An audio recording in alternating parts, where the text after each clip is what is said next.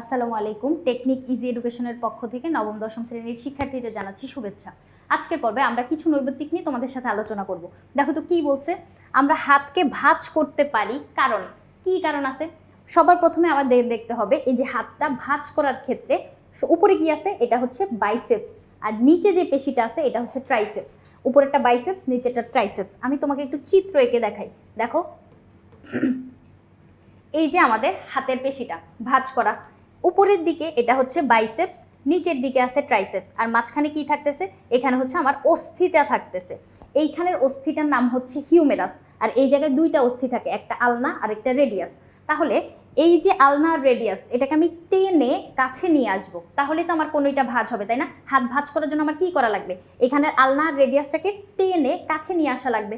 সেক্ষেত্রে এই যে বাইসেপস পেশিটা, এখানের পিছন দিক থেকে এরকম তন্তুর মতো কতগুলো অংশ বের হয়। এই যে তন্তুর মতো অংশ, এগুলাকে ধরে, মনে করো এতগুলো তন্তুর মতো অংশকে আমি ধরে একসাথে আটি পাকাইলাম, একটা শক্ত দড়ির মতো স্ট্রাকচার হয়েছে না? এই দড়ির মতো স্ট্রাকচারটা যে আমার এইখানে যে আলনার রেডিয়াস আছে ওইখানের সাথে আটকাবে।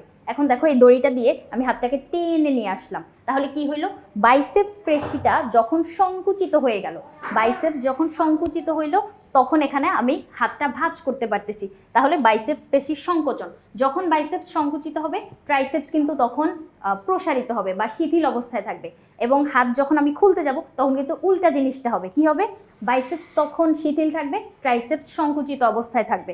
তাহলে কখন কোনোই ভাঁজ করতেছি আর কখন কোনোই সোজা করতেছি, এই ক্ষেত্রে কিন্তু বাইসেপস ট্রাইসেপসের উল্টা কন্ডিশন আমরা দেখতে পাবো। এরপরে বাহু সঞ্চালনে কাজ করে, বাহু বলতে আমাদের হাত, সঞ্চালনে কে কাজ করতেছে, বাইসেপস পেশি এবং ট্রাইসেপস পেশি। ডায়াফ্রাম এখানে কাজ করে না, কি জন্য বলতো, কারণ ডায়াফ্রাম থাকতেছে হচ্ছে আমাদের বক্ষ গহ্বর আর উদর গহ্বরের মাঝখানে, এটা তো আমাদের বাহু সঞ্চালনে কোনো কাজ করবে না, স্বাভাবিক বিষয়। তাহলে 1 আর 2 নাম্বারটা এখানে সঠিক, আমি ক নাম্বারটাকে সঠিক বলতে পারতেছি। এরপরে চলো কি বলছে দেখো তো, একটি ভারী বস্তু তুলতে গিয়ে জামিলের হাতের পেশি অস্থি থেকে বিচ্যুত হয়ে যায়। এখন পেশি অস্থি থেকে বিচ্যুত হয়ে গেলে আমরা বুঝতে পারি এই জায়গায় হচ্ছে টেন্ডনটা ছিঁড়ে গেছে। ভারী কোনো কিছু তুলতে গেলে অনেক সময় আমাদের লিগামেন্ট এবং টেন্ডন ছিঁড়ে যেতে পারে, সেক্ষেত্রে এই যে হাতের পেশি অস্থি থেকে বিচ্যুত হয়ে গেছে, পেশি আর অস্থি একসাথে সংযুক্ত থাকে হচ্ছে আমাদের টেন্ডনের মাধ্যমে, টেন্ডন এই জায়গাটায় কাজ করতেছে। তাহলে দেখো এই যে পেশিটা ক্ষতিগ্রস্ত যে অংশটা, এখানে কি আছে, আমরা জানি টেন্ডন হচ্ছে শ্বেততন্তুময়, পিত্তন্তুময় হচ্ছে আমাদের লিগামেন্ট, এই জায়গাটা মনে রাখতে হবে। যদি বলে দিত যে অস্থি আর অস্থি স্থানচ্যুত হয়ে গেছে, সেক্ষেত্রে আমরা বুঝতাম লিগামেন্ট, এবং লিগামেন্টে থাকে পিত্তন্তু। এবার কাজটি করতে, তার মানে ভারী বস্তু তুলতে, কাজটি করতে গেলে আমাদের কি করা লাগবে, দেখো রেডিয়াস হিউমেরাস থেকে দূরে সরে যাবে। এখন রেডিয়াস কোন জায়গাটা, এই যে দেখো আমাদের এই জায়গায়, হাতের এই জায়গায় দুইটা হাড় একসাথে থাকে, একটা হচ্ছে আলনা আর একটা রেডিয়াস। এখন এই যে রেডিয়াসটা আমার হিউমেরাসের কাছে যদি আসে, সেক্ষেত্রে আমি কোনো একটা ভারী জিনিস তুলতে পারতেছি, কিন্তু যদি দূরে সরে যায় সেক্ষেত্রে আমি কি ভারী জিনিস তুলতে পারবো না? কিন্তু এই জায়গাটা দূরে সরে গেছে বলছে দেখে আমরা এটা নিব না, যদি কাছে আসতো সেক্ষেত্রে আমরা এটা নিতাম। বাইসেপস পেশি সংকুচিত হয়, হ্যাঁ, এই যে হাতটা যখন আমি ভাঁজ করতেছি তখন আমার বাইসেপস পেশি সংকুচিত হচ্ছে, ট্রাইসেপস তখন শিথিল অবস্থায় থাকতেছে। তাহলে 2 আর 3 আমি গ নাম্বারটা সঠিক বলতে পারতেছি। এরপরে আসো, এই যে দেখো হাতের কোনোই ভাঁজ করার একটা চিত্র আছে, যেখানে এক্স চিহ্নিতকরণ করা আছে কোন জায়গাটা, দেখো এইখানের যে হাড়টা, এই হাড়টাকে আমরা বলি হচ্ছে স্ক্যাপুলা। এরপরে ওয়াই যে অংশটা, এটা হচ্ছে আমার হিউমেরাসকে চিহ্নিতকরণ করা আছে। এখন ওয়াই এর সঙ্গে সংযুক্ত পেশিগুলোতে, এই যে ওয়াই এর সঙ্গে সংযুক্ত পেশিকে বাইসেপস আর ট্রাইসেপস, তাই না? এই বাইসেপস আর ট্রাইসেপসের ক্ষেত্রে আমরা কি দেখতে পাই, ইচ্ছাধীন স্নায়ুর প্রভাব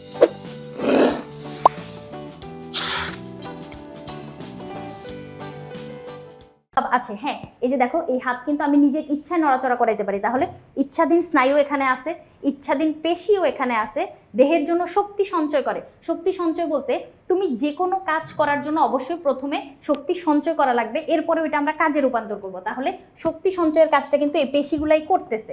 তাহলে 3টাই এখানে সঠিক বলতে পারতেছি, ঘ নাম্বারটা হচ্ছে আমাদের উত্তর। তারপরে যাই, কি বলছে দেখো তো, কোনটিতে শ্বেত ও পিত্ততন্তু রয়েছে। একটু আগে আমরা যখন টেন্ডনের ক্ষেত্রে দেখছি শুধু শ্বেততন্তু থাকতেছে, তাই না? কিন্তু লিগামেন্টের ক্ষেত্রে শ্বেত এবং পিত দুইটাই থাকবে, লিগামেন্টের ক্ষেত্রে শ্বেত ও পিত দুইটাই থাকতেছে। এরপরে আসো, যদি টেন্ডন বলতো শুধু শ্বেততন্তু হইতো। টেন্ডন কোনটির মাধ্যমে অস্থিকে আটকে রাখে? এখন টেন্ডন হচ্ছে আমাদের পেশি এবং অস্থিকে আটকে রাখতেছে। কিসের মাধ্যমে আটকে রাখতেছে? ঐচ্ছিক পেশি। দেখো ঐচ্ছিক পেশি হচ্ছে প্রাণী নিজের ইচ্ছায় নড়াচড়া করাইতে পারে, এরকম পেশিগুলা বা এরকম জায়গাগুলাকে, যেমন আমার হাত পা, দেখো আমি নিজের ইচ্ছায় নড়াচড়া করাইতে পারতেছি। তাহলে কোনটির মাধ্যমে অস্থিকে আটকে রাখতেছে? এই যে হাড়, হাড় কিন্তু নিজে নিজে নড়াচড়া করতে পারে না, এটাকে আচ্ছাদন করে রাখতেছে হচ্ছে পেশি। এই পেশিগুলার কারণেই তোমার হচ্ছে অস্থি নড়াচড়া করবে। এখন এই যে পেশিটা, অবশ্যই এটা ঐচ্ছিক পেশি হইতে হবে, কারণ ওর ভিতর দিয়ে যদি মানে উদ্দীপনা পরিবাহিত না হয় সেক্ষেত্রে কিন্তু আমাদের কাজটা হবে না বা সঞ্চালনটা সম্পন্ন হবে না, তাহলে ঐচ্ছিক পেশি এই জায়গায়। এরপরে টেন্ডন কোন ধরনের টিস্যুর উদাহরণ? টেন্ডন আমাদের যোজক টিস্যু। এই যে টেন্ডন, লিগামেন্ট, তারপরে অস্থি, তরুণাস্থি, এই সব কিছুই আমাদের যোজক টিস্যু। এরপরে নিচের কোন অংশটি বেশ শক্ত? এখন শক্ত বলতে আমরা এখানে দেখো লিগামেন্ট, যেটা লিগামেন্ট হচ্ছে তোমার ইলাস্টেজ, এত বেশি শক্ত না, টেন্ডনের তুলনায় কম শক্ত, সেক্ষেত্রে টেন্ডন হচ্ছে অনেক বেশি শক্ত। তরুণাস্থি অনেক বেশি নরম। দেখো নাক আর কান, হাত দিয়ে দেখো এই জায়গার যে নরম অস্থিগুলা বা নরম যে কঙ্কালটা, ওইটা হচ্ছে আমাদের তরুণাস্থি। সেক্ষেত্রে বেশ শক্ত বলতেছে আমরা কোনটাকে? টেন্ডনকে। এরপরে নিচের কোনটি পেশি বন্ধনী? পরের প্রশ্নটা দেখো কি বলছে, নিচের কোনটি পেশি বন্ধনী? আমরা জানি পেশি বন্ধনী হচ্ছে আমাদের টেন্ডন, এবং অস্থি বন্ধনী যদি বলতো সেক্ষেত্রে হয়তো লিগামেন্ট। অস্থি বন্ধনী বললে, অস্থি বন্ধনী এটা হচ্ছে আমাদের লিগামেন্ট। এরপরে দেখো লিগামেন্ট তন্তুগুলো কি নিয়ে গঠিত? লিগামেন্ট হচ্ছে আমাদের প্রোটিন দ্বারা তৈরি, বা আমিষ মানে হচ্ছে প্রোটিন, তাহলে প্রোটিন দ্বারা নির্মিত। এরপরের প্রশ্নটা দেখো কি বলছে, টেন্ডন। টেন্ডনের ক্ষেত্রে আমরা কি কি সঠিক দেখতে পাবো? টেন্ডনের ক্ষেত্রে আমরা শ্বেততন্তুময়, হ্যাঁ বলতে পারি। তারপরে পেশি ও হাড়ের সংযুক্তি, ইয়েস, এই যে হাড়, এই যে একটা হাড় এবং ওর উপরে যে পেশিটা আছে, পেশির শেষ দিকে এরকম তন্তুর মতো অংশ গিয়ে কি করতেছে, হাড়ের সাথে সংযুক্ত হচ্ছে। এই পাশে যে হাড়টা আছে ওই হাড়ের সাথে সংযুক্ত হচ্ছে, তাহলে পেশি আর হাড়কে সংযুক্ত করতেছে আমাদের টেন্ডন, এবং অস্থিকে সংযুক্ত করতেছে কিন্তু লিগামেন্ট। এই জায়গাটা মনে রাখা লাগবে। পেশি এবং হাড় যদি বলে সেক্ষেত্রে টেন্ডন, এবং অস্থি আর অস্থি যদি বলে দেয়, অস্থি প্লাস অস্থি সংযুক্ত করতেছে কে? এটা করতেছে হচ্ছে আমাদের লিগামেন্ট। এরপরে আসো, সহজে জোড়া লাগে না। হ্যাঁ, টেন্ডন যদি একবার ছিঁড়ে যায় এটা কিন্তু সহজে তোমার রিপেয়ার হইতে পারে না, কিন্তু লিগামেন্ট যদি ছিঁড়ে এটা কিন্তু মানে আমরা আবার ঠিক হইতে দেখি। সেক্ষেত্রে আমরা এখানে কি বলতে পারতেছি? তিনটাই এখানে সঠিক, ঘ নাম্বারটা। এরপরে আসো, লিগামেন্টের টিস্যু হচ্ছে, লিগামেন্টের টিস্যুটা কি করতেছে? হাড়ের সাথে পেশিকে সংযুক্ত করতেছে না, এই যে একটু আগেই আমি বললাম হাড়ের সাথে হাড়কে সংযুক্ত করলে লিগামেন্ট, এটা হচ্ছে আমার টেন্ডন। টেন্ডন করতেছে, তাহলে এই অপশনটা আমি নিতে পারবো না। হাড়ের সাথে হাড় সংযুক্ত করতেছে, ইয়াস। পিত বর্ণের হয়, হ্যাঁ শ্বেত আর পিত দুইটাই কিন্তু হচ্ছে, তাহলে 2 আর 3 এখানে আমি সঠিক বলতে পারতেছি। এরপরে আসো, কি চিত্র দেওয়া আছে? একটা হাড়, তার উপরে আচ্ছাদন করে আছে মাংসপেশি, এবং মাংসপেশির নিচে থেকে একটা দড়ির মতো অংশ এসে এই হাড়ের সাথে সংযুক্ত হয়েছে। তাহলে দুইটা অস্থি, মাংসপেশি, এই মাংসপেশিটা এখান দিয়ে টেন্ডন এসে এই অস্থিটার সাথে সংযুক্ত হয়েছে। এখন কি বলছে? যে খেলার সময় তুলনামূলকভাবে ভেঙে বা ছিঁড়ে যাওয়ার সম্ভাবনা কম থাকে। মানে কোনটা বেশি দৃঢ় বা শক্ত বলতে পারি, ছিঁড়ে যেতে পারে না বা ভেঙে যেতে পারে না, সেক্ষেত্রে অস্থি কিন্তু খুব সহজেই ভেঙে যায়, তাহলে অস্থিকে আমরা নিব না। তুমি যদি অনেক জোরে আঘাত করো সেক্ষেত্রে তরুণাস্থির তুলনায় অস্থি কিন্তু অনেক তাড়াতাড়ি ভেঙে যায়। এখন আমাদেরকে বলছে যে ভেঙে বা ছিঁড়ে যাওয়ার সম্ভাবনা কম থাকে, সেক্ষেত্রে আমরা এইখানে টেন্ডনটাকে দেখতে পাচ্ছি, তাই না? এই যে এক্স চিহ্নিত যে অংশটা, টেন্ডন কিন্তু তোমার সহজে ছিঁড়ে না বা ভেঙে যায় না, তাহলে আমরা 1 নাম্বারটা এখানে সঠিক বলতে পারবো। এরপরে বলছে এক্স চিহ্নিত অংশটির ক্ষেত্রে, এক্স চিহ্নিত অংশটা হচ্ছে এই টেন্ডন, কোন তথ্যটা সঠিক? এই জায়গাটায় দেখো টেন্ডনের ক্ষেত্রে আমরা কি দেখতে পাই? টেন্ডন কিন্তু তোমার শ্বেততন্তুময় এবং শাখাবিহীন। শাখাযুক্ত বলছে, শাখাযুক্ত নেওয়া যাবে না। শাখান্বিত বলছে, আর পিততন্তুময়, এটা তো হচ্ছে আমাদের তরুণাস্থির উদাহরণ, তরুণাস্থি না সরি লিগামেন্টের ক্ষেত্রে আমরা এটা দেখতে পাই, লিগামেন্ট। আর শাখাযুক্ত বলছে, শাখাযুক্ত হইলে হবে না, শাখাবিহীন শ্বেততন্তুময়, ইয়েস, গ নাম্বারটা আমরা এখানে সঠিক বলতে পারতেছি। এরপরে দেখো কোনটি টেন্ডনের ক্ষেত্রে প্রযোজ্য? টেন্ডনের ক্ষেত্রে আমরা কি দেখতে পাই?